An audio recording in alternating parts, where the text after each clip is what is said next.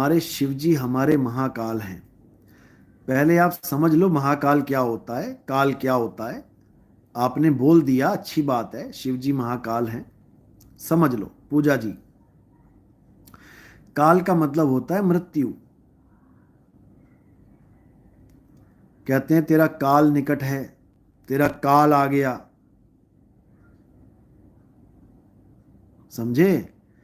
जब आपको कोई मारने आएगा या कोई किसी को मारने जाता है तो वो उसका काल कहलाता है। रावण का काल राम जी थे, कंस का काल कृष्ण जी थे, भस्मासुर का काल मोहिनी थी, विष्णु जी का ही अवतार था।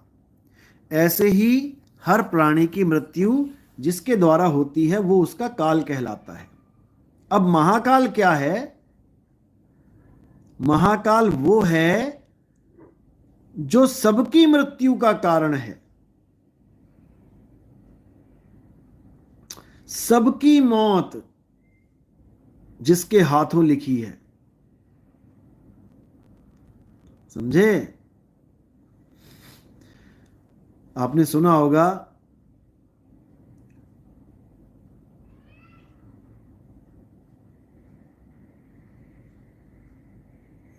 काल उसका क्या बिगाड़े जो भगत है महाकाल का। आपने सुना होगा ये, काल उसका क्या बिगाड़े। कहते हैं अकाल मृत्यु वो मरे जो काम करे चंडाल का, और काल उसका क्या बिगाड़े जो भगत है महाकाल का। अगर आप कहते हो कि भोले शंकर महाकाल हैं और जो भोले शंकर के भगत हैं काल उनका क्या बिगाड़ेगा, तो आपको मैं कहना चाहूँगा एक बार अपनी दृष्टि पीछे घुमाओ। देखो कि जब केदारनाथ में महाप्रलय आ गई थी, सारे भोले के ही भगत थे वहां पे, शिव जी के ही भगत थे सारे। क्या हुआ वहां पे?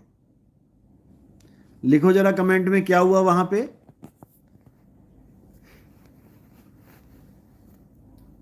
क्या हुआ था वहां पे? सब भोले के भगत थे, कोई भोले का दुश्मन तो नहीं था, कोई कोई मुसलमान तो नहीं था, कोई ईसाई तो नहीं था वहां पे, कोई सिख तो नहीं था, कोई बौद्ध या कोई जैन तो नहीं था, सब शिव जी के ही भगत थे।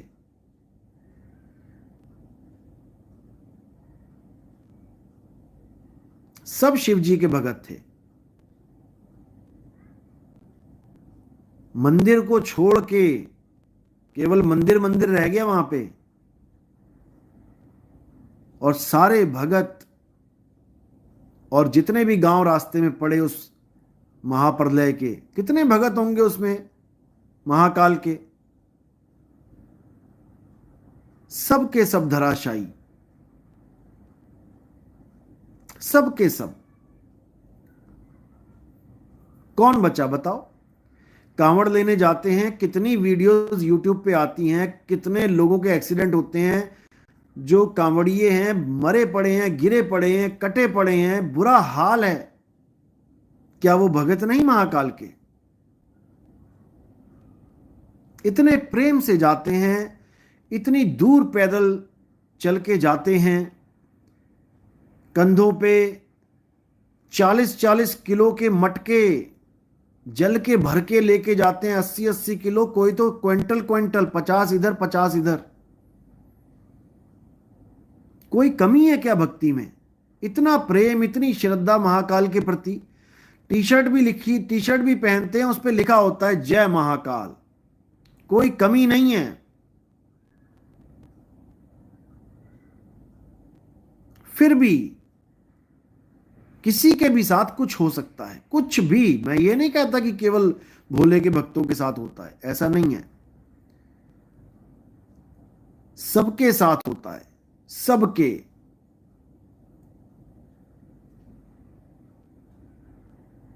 सबके साथ होता है, किसी के भी साथ हो सकता है।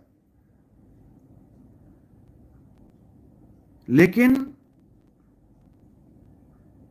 जो असलियत है वो कुछ और है मेरे भाई, वो कुछ और है। कुलदीप सैनी सवाल पूछ रहे हैं, आप वाला कबीर कौन है? भाई हमारे वाला और तुम्हारे वाला कोई अलग अलग नहीं है, वो सबका एक ही है, लेकिन उसको समझना पड़ेगा। वो वो नहीं है जो आज तक हमें बताया गया, दाढ़ी वाला, टोपी वाला, दोहे बोलने वाला। वो तो एक देह है, देह धारण की गई है। जैसे हमने और आपने देह धारण करी, हमारी और आपकी देह है 5 तत्वों की देह जो हम धारण करते हैं। और कबीर साहब कौन सी देह धारण करते हैं? तेज पुंज की देह। अब दोनों देह हैं, दोनों कपड़े हैं। एक कपड़ा है 5 तत्व का और एक कपड़ा है तेज पुंज का। अब दोनों कपड़े धारण करने से पहले आप कैसे थे और कबीर साहब कैसे थे? क्योंकि दोनों ने कपड़ा धारण किया है। एक ने 5 तत्व का कपड़ा धारण कर लिया और एक ने तेज पुंज का कपड़ा धारण कर लिया। जब हमने 5 तत्व का नहीं किया था और कबीर साहब ने तेज पुंज का नहीं किया था, तब हम दोनों का स्वरूप क्या था?